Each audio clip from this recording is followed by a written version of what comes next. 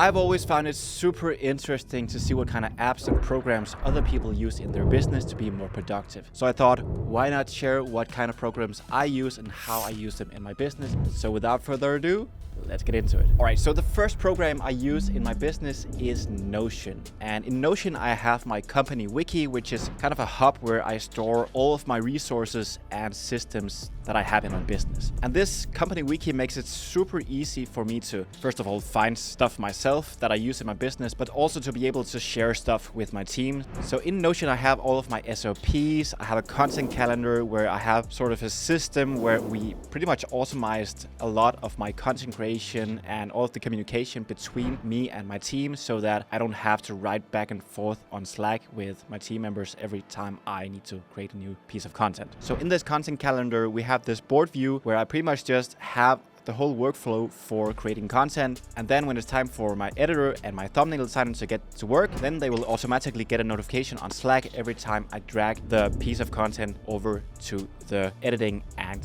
thumbnail status on the board. And that's both with my long form content, but definitely also with my short form content, because as soon as I drag the long form content over to being uploaded, then the short form editor will get a notification that a long form piece of content is ready for him, and then he will cut it up into pieces that fits the short form format. And then we have a whole workflow for him as well. So it's super cool. Without this system, I would be spending so much time communicating back and forth with my team members. So yeah, I'm really happy that I spent the time learning Notion and building these systems to be able to save all of this time long term. And not only do I have my SOPs and content calendar in Notion, I also use it as a library so I can store all of my short form content in there, so I don't have to pay for a bunch of storage on Google Drive. I also have all of my thumbnail templates and a whole library of photos of me in different poses that my thumbnail designer can use for all of the thumbnails. So in this way, I don't have to post for thumbnails every single time I make a video. So this system also saves so much time.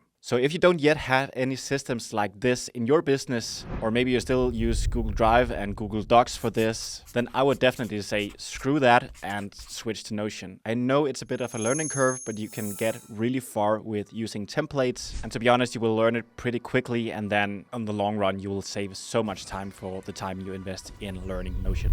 So yeah, you just need to get to work. And for all of the communication in my business, I use Slack. Slack is pretty much just a standard app that people use for communicating in a business. Pretty much any business owner have Slack or know how to use Slack. So every time I add a new team member or work with someone external, then it's really easy to just send them a Slack link and then they can join your Slack and communicate back and forth like that. And to me, that's just way easier than communicating with people on Fiverr, Upwork, and all of these other freelance websites. And also instead of using something like Facebook Messenger, because in this way we have all of the private stuff and all of the business stuff separate, so that whenever I'm not working, I can just turn off Slack notifications, and then I won't get any work-related messages whenever I have time off. And in the same way, I don't get disturbed by private messages whenever I'm working. And also the cool thing about Slack is that you can automate a bunch of stuff. So for example, as I mentioned earlier, I have notifications from Notion. So whenever something happens in Notion, me and my team get a notification in Slack. And back when I had a bunch of sales calls with a sales team and stuff like that, I could also automate messages whenever my sales team made any sales, then I would get a notification on Slack as well. And for making websites and funnels and stuff like that, I have been using ClickFunnels for the longest time. But to be honest, after they made the 2.0 version, I kind of stopped liking it as much. And I also saw a bunch of really cool competitors that were doing really well in that space. So after seeing that and then also them raising the price, I decided to finally move away from ClickFunnels. But to be honest, I didn't really quite know what alternative I really wanted to use. So first off, I started with Go High Level, because for me, I thought maybe I could just replace my ConvertKit account for email, my ClickFunnels for funnels, and then my Calendly for booking. But to be honest, Go High Level to me didn't really seem like a good option, because first of all, it's quite a steep learning curve in terms of using it. And I also don't really like the fact that they try to do everything. That is their biggest selling point, that they have all of these features for a really low price. And that was also why I bought it in the first place. But to be honest, I just think the user experience is really messy and their design is awful and stuff like that. So yeah, at the end I just didn't feel like this was the right option for me. So I actually stopped using it after a couple of months. And that actually led me to look at the more traditional website builders like Webflow and Framer. And those programs can pretty much do kind of the same stuff. It's just a different approach to the same thing. So Webflow has a developer approach, so that's more like coding first kind of platform, where Framer has a design approach. So everything is designed first. And the way you use Framer is a lot like using Figma. And I personally used Figma for a long time, so that is why I finally ended up choosing Framer. And I am really, really happy that I did that. Now, to be honest, I haven't used it for that long, so maybe I will regret it at some point, but for now I am really happy with it. And as a nice bonus, it's also a lot cheaper than using stuff like Go High Level and ClickFunnels. Because I think a Framer account is only like $200 for a year, and then I have like 1,000 pages. And to get the same stuff in Go High Level and ClickFunnels, I would have to spend like $1,000 for a year. And as I said, Framer is designed first, so you can make the most beautiful websites. It looks really cool, and you can make something really, really nice without even being a developer or a designer. Everything on the websites are responsive. You have cool animations and all that kind of stuff. So to me, Framer for now is definitely the right option, because I like stuff that looks really cool. And I know in the marketing world, people kind of find pride in making really ugly websites, and people even say that it converts better. And that in some cases also is true. But when they say that, it's not just ugly websites, it's more like simple websites. So I'm just gonna make really simple websites that look really, really awesome. Next up, we have the program that I use for hosting my online courses and communities. And for that, I use School.com. And School pretty much combines the best stuff from Facebook groups and all the stuff you can do there, and then also online courses. And I just think it's a really cool platform because you have everything in one place. I don't have to have a separate Facebook community and again mix up my private life with my business. So it's just nice to have everything in one place and being able to turn off all communication in terms of what happens in my business. And recently they also started shipping a bunch of really cool features like time unlocks, so you can give people access to more courses and resources depending on how long they've been in your group. They also have a gamification features, so depending on their engagement in your group, then they will get points and access to more courses and resources like that. And really soon they will also add an affiliate feature, so people can make money by sharing my group, and also I can make money by sharing other people's group. So that's really, really cool. So yeah, I tried a bunch of different softwares like Kajabi, Teachable, and all that kind of stuff. But to me, School is the absolute best platform for hosting my online courses. The next app I use in my business is Zapier. And Zapier is kind of like the glue between all of the apps that normally don't really speak together. So this is what I use for a bunch of automations in my business that makes life so much easier. So for example, as I mentioned earlier, whenever I took sales calls and had a sales team and stuff like that, we would use Zapier to give us notifications in Slack whenever we made a sale from Stripe. So normally Stripe can't really communicate with Slack, but with Zapier we could make a whole automation that lets us know that the sales team made a sale and how much they sold for. And in that automation we actually also had a flow where the customer would automatically get enrolled on School and get access to all of the stuff that they would need to have access to. They also automatically got added to my email list and got a certain email that I always send out to my customers so that they know exactly where to find all of the stuff that I give them. I also use Zapier to make automations with Notion. So for example, whenever my short form editor is done with some short form content, then that video will automatically get uploaded to YouTube. And then all I have to do is edit the description if I want to edit that, and maybe change the title if the editor didn't give it a proper title. That's pretty much it. So yeah, with Zapier you can make so many cool automations. So that's a program that I really love using, because even though a lot of these tasks that I just mentioned are pretty small, it still ends up saving us a bunch of time when you add it all up. And that's simply because you can automate so many cool things. Next up we have Loom, which is the app that I use a lot to make screen sharing videos. And to be honest, I don't really use it to make YouTube videos. In theory I could, but yeah, I just don't really like the look where you can see that blinking red button. So I really try to avoid using it for YouTube, but instead I use it a lot to give feedback for my team, to be able to explain everything. I can just hop on Loom, record myself talking, sharing my screen, showing what I mean. Oftentimes it's in Notion, I'm sharing stuff. And then as soon as I'm done recording, I can just click stop recording, and then it automatically generates a link that I can send to my team, and then they can watch it. So I don't have to like make a video, edit it, upload it somewhere, and then after that send it to my team. So Loom makes it super easy to really quickly share your thoughts and give feedback on stuff. And not only do I use it internally for my team, I also use it a lot with my clients. So oftentimes my clients have some small issue, maybe it's a technical issue or other stuff like that, then I can really quickly just record a video, show how it's done, and then send it over to the client. So in that way, we also make that workflow super easy, and we save so much time because we don't have to like book a call for next Monday to be able to explain a small thing. So that's a huge plus both for me and the customer.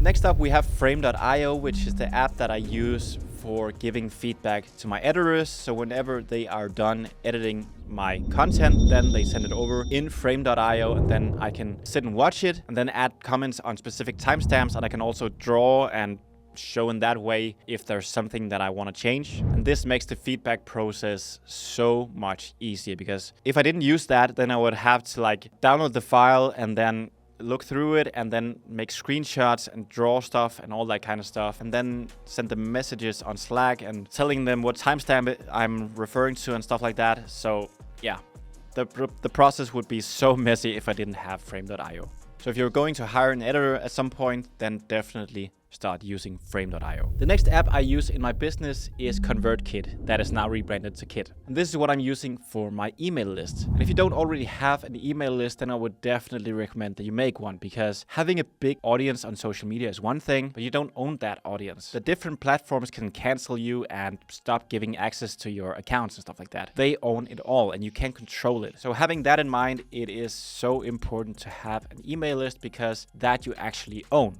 Nobody can come and take away your email list, and whenever you send stuff to your audience, they actually receive it. It's not like social media where the platform is the one that decides whether your content is right for that person. Here you actually control exactly who receives your content. And also you don't have to worry about any algorithms and stuff like that. So it's a way better way to sell stuff and deliver value and stuff like that. So I personally use it to build more trust, send them more value, oftentimes in the form of YouTube videos, of course, but it could also be a free community, something that happens in my business, maybe low ticket product. I can let them know if they can book a call with me and if I have any spots left for my high ticket program, stuff like that. So yeah, it's just a really, really good way to communicate with your audience. And having this email list gives a really nice sense of security, because I know that at any point, if something happens to my business and I stop making money, whether it's because my YouTube channel is gone, hopefully that doesn't happen. But if something happens and I can't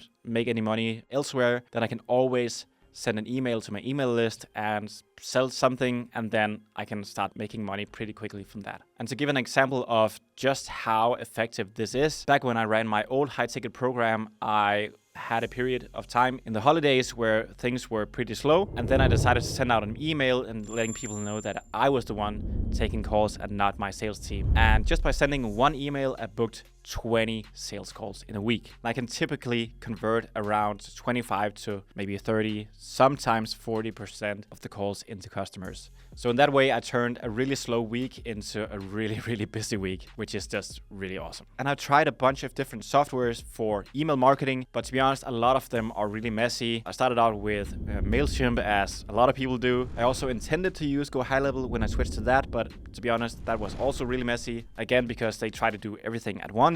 So I just ended up going back to ConvertKit, because that is actually made for creators. It's super simple to use. You have all the features you need. So that is by far the best program, in my opinion, for email marketing. Next up, we have a really cool software which is called Figma. And Figma is basically a design software that you can use for a bunch of different stuff. You can use it to design websites, and you can actually import a Figma website, design everything in Figma, or maybe even use a template, and then you can directly import that into Framer that I use for my websites. So that is really, really cool. I also often use Figma for teaching my students. So whenever I want to explain something that is more complex, then I always make a Figma board and show that and explain stuff from that Figma board. And that makes it so much easier to understand and also deliver good content from my perspective. Sometimes I also just use it internally for myself, for brainstorming and stuff like that. So for example, when I wanted to create my new program or wanted to build some kind of funnel, then I always like to have things shown visually. I'm a really visual person, so I have to kind of look at it to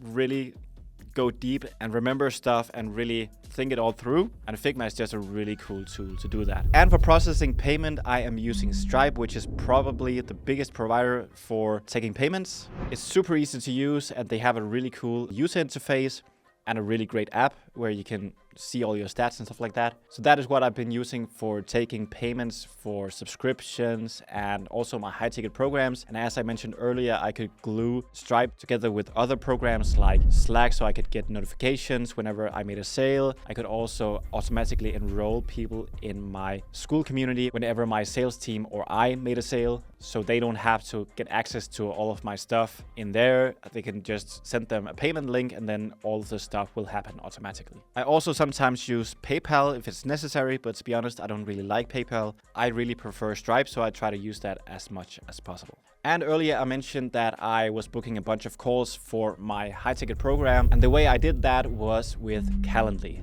And with Calendly, you don't have to do all the back and forth in terms of discussing when you have time for a call and stuff like that. You can basically just provide a link and then people can book at their own time in your calendar. And on that, you can have forms with questions that people can answer before the meeting, so you can actually prepare for the meeting. They also have reminders for the calls so that you avoid people not showing up for the calls. And then whenever people book a call, then it will automatically get added to your calendar. And that's whether you're using Google Calendar or Apple's calendar like I do. And Calendly especially gets handy whenever you are hiring a sales team, because back when I had 2 salespeople in my business, I was using the round robin feature, which means that I could have one booking page and Calendly would automatically give the meeting to the right closer. And I could choose to spread the meetings out equally between the 2 closers, or I could just have them open a bunch of times and then it would automatically book the meeting with the closer that had a time slot open. So yeah, for that, it was super helpful. And again, with Calendly, you can also make a Zapier automation where every time people book a meeting, then you will get a notification in Slack, which I used very much as well. And also, you don't really have to have a sales team and stuff like that to be able to use Calendly. It's also just really handy whenever people reach out and want to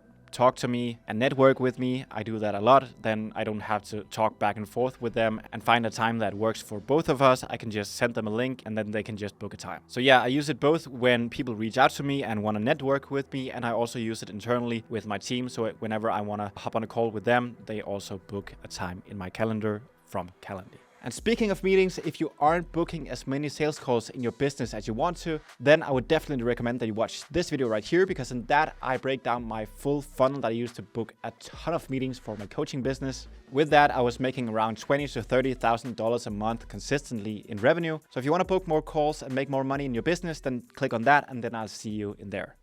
Bye.